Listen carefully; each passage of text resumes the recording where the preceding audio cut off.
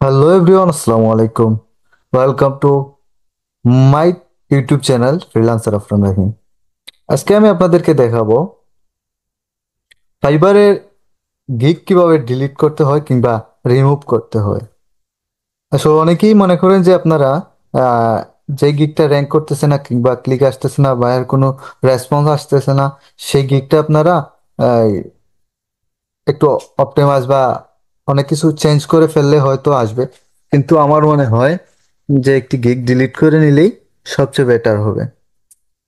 তো চলুন আমরা দেখি কিভাবে একটি গিগ রিমুভ করতে হয়। আমি আমার এই সিওর উপর যে গিগটি দিয়েছি সেই গিগটি আমি আপাতত ডিলিট করে দিচ্ছি।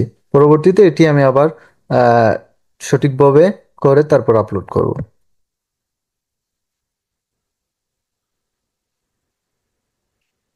খেতে গেছিলাম আমি আমার এই গিগটি রিমুভ করব। দেখি, দেখেন আমার এই গিগটি কিন্তু খুব ভালো একটি র্যাঙ্ক করতেছিল, কিন্তু কোনো রেসপন্স পাইতেছি না। এ কারণে আমি এই গিগটি আমার ডিলিট করে দিব। তারপর এখানে আসার পর আমি এই যে এই অপশনটিতে ক্লিক করলাম, দেখুন এখানে ডিলিট অপশনটা এখানে চলে আসছে। এখান থেকে আমি ডিলিট অপশনটিতে ক্লিক করে দিলাম এবং এটা ওকে করে দিলাম। তারপর আমার গিগটা রিমুভ হয়ে গেছে কিংবা ডিলিট হয়ে গেছে। তো এভরিওয়ান, আজকের ভিডিওটা এই পর্যন্তই। সবাই ভালো থাকবেন, সুস্থ থাকবেন।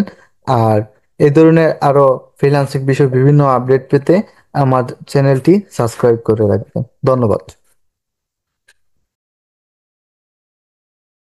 Subscribe.